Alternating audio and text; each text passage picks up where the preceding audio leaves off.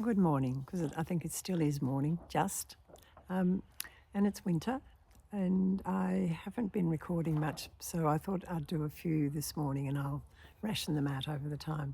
But this one is different. It's a piece I wrote about the little creek that wandered through our farm when I was a child.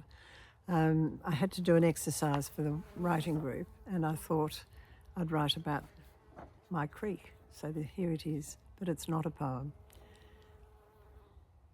I've got a bee that's just landed on me.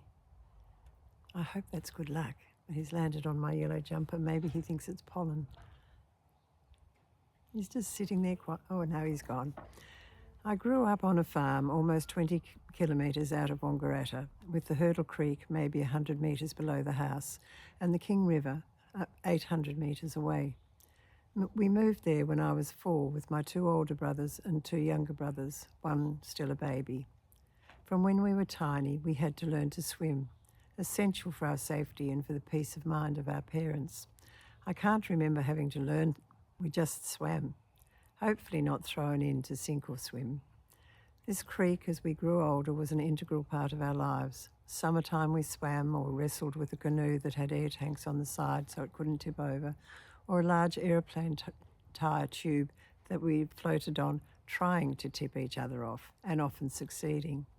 It was where we cooled off after working with the cattle in the yards at the end of a hot day, or just because we could. The creek often flooded when there had been heavy rain in the hills beyond. Sometimes we couldn't go to school as the bridges were cut off and we were stuck. Of course, we were happy about this, extra time at home, and at times exciting when the local farmers would congregate to row in boats across the floodwater to eliminate the rabbits that had also congregated on our higher ground. Especially exciting watching the men in the boats fighting with the floodwater swirling by. The magic for me was the peace I found when I wandered along the banks of the creek, away from the cacophony of a large family, at peace with the birds singing, just observing nature at its best.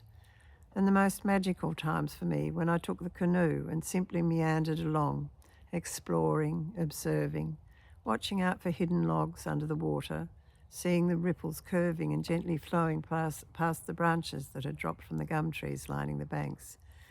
Dragonflies with their iridescent wings darting over the water, skimming the surface, decorating the water.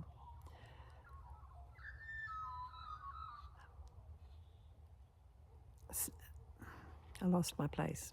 Circular ripples from perhaps a fish surfacing, the ripples going further and further out from the centre until they faded away.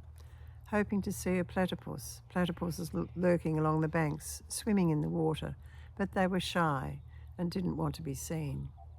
And always the birds singing, magpies warbling to each other, occasionally kookaburras laughing to each other from one tree to another, perhaps the little blue wrens chattering as they darted here and there.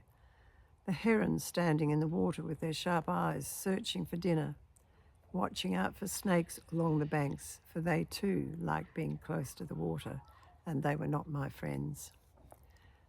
The gum trees lining the banks of the creek, sentinels standing tall, the roots of these huge trees bare where the earth had washed away in the flooding that had occurred. Another world and a sanctuary for the creatures that lived along the banks, water rats, frogs, and sometimes tortoises that we'd see. My creek, the Hurdle Creek, my water, my home. My magical and peaceful place was then and still is today.